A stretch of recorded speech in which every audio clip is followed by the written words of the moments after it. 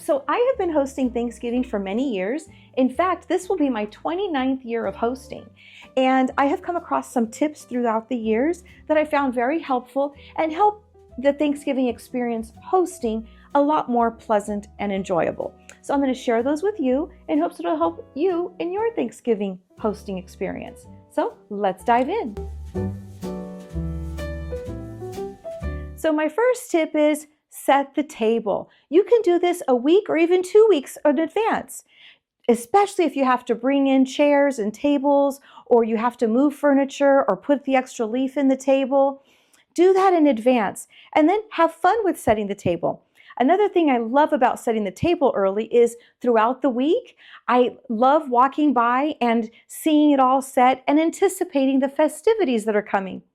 And the meal. When you are setting your table and doing your tablescape, don't forget things in your garden. Whether you have eucalyptus leaves or, oh gosh, maple tree leaves are just beautiful. In my case, I have dried hydrangeas. So these are from my garden. And what's really cool is I use these as part of my fall decor. And now I'm going to use them as part of my tablescape.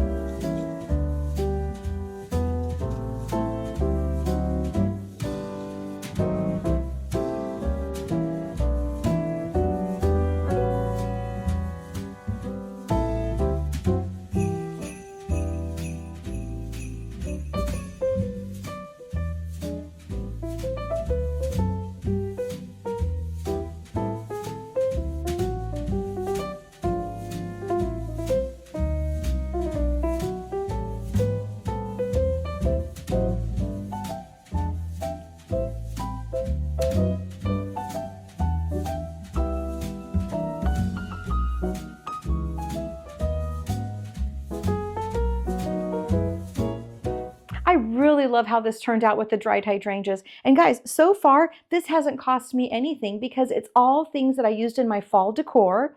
And the hydrangeas are from my garden. So not only is it cost efficient, but the sentimental value of it too. I mean, to have something from your garden at your table is just wonderful. So last year I did do all fresh flowers. I went to a local florist and picked some up. Costco is another great option for flowers. And I did a whole centerpiece with fresh flowers. I'll see if I can put a picture up there for you. And I remember making that arrangement early in that week and having so much fun putting that together and getting to enjoy the flowers. It was just a very pleasant experience for me. This year, I might pick up some flowers and just pop. I would need very little, very minimal, but it is nice to bring that fresh flower to a dinner party. So my next tip is get your serving dishes and utensils ready in advance so that you are not ready for serving and then you're scrambling looking for serving utensils, or you're in the middle of cooking and you need to put it in something and you're not sure what dish it's going to go in. Or you might need to borrow dishes, or you might need to purchase something. If this is your first Thanksgiving, do you have a gravy boat? Do you have the little spoon for the gravy? Things like that you'll have time to figure out exactly how you want to do it, how you want to present your dish. I have found that by doing this, it also gives me an idea of what the meal is going to consist of. Do I have enough dishes? Have I covered everything? Did I forget anything? It helps that way.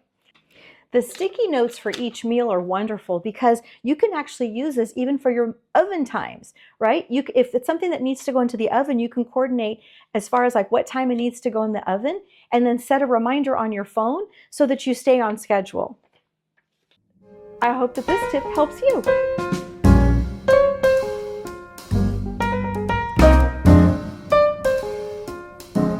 Another tip that I have is when you're creating your grocery list, make a photocopy of it. So what I did back in 1995, after the Thanksgiving meal, I went ahead and typed my grocery list, and I have it by dish and the ingredients that it goes with it. And then sometimes I even have some of the instructions. But what I did was I created basically a template, and every year I just go to my recipe binder. This is in there. I make a photocopy of it, and then I take this with me to the grocery store. It saves so much time than having to create a grocery list every year. This also helps when you're creating your dish. Did you forget something? Did you forget a major ingredient? It's already there. Another thing that I do is go through the binder of my recipes and pull out any recipes that I want to do in addition to the stuff that's already on the list. And then I just attach it all here. So it's all in one spot. When I'm cooking or doing something, I don't have to be scrambling around. Where is that recipe? No, not that one. I need that one. It's all together here in one package. This is so time saving.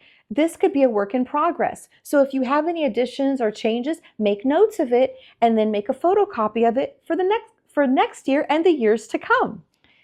You know what would be even better is instead of copying it on white paper, to copy it on bright colored paper. That way you can spot it.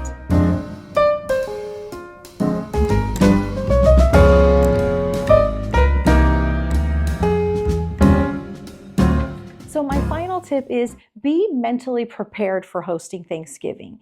It can be overwhelming. You're trying to juggle oven times and guests are arriving, but enjoy, embrace the chaos. It is such a beautiful holiday. I mean, think about it. In my eyes, it's kind of the kickoff for the Christmas and holiday season, and it's a time to be thankful, right? And there is so much to be thankful for. God is good. Don't worry about what's on the table or what the table looks like.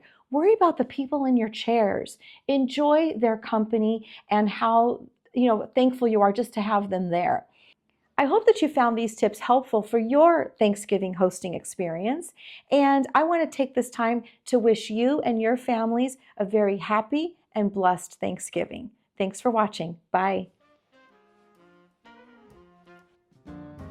If you enjoyed this video, please consider giving it a thumbs up. And if you love all things gardening and content like this, please consider subscribing. Now, YouTube is recommending this video for you, so I invite you to check it out. Thank you, and again, happy Thanksgiving to you and yours.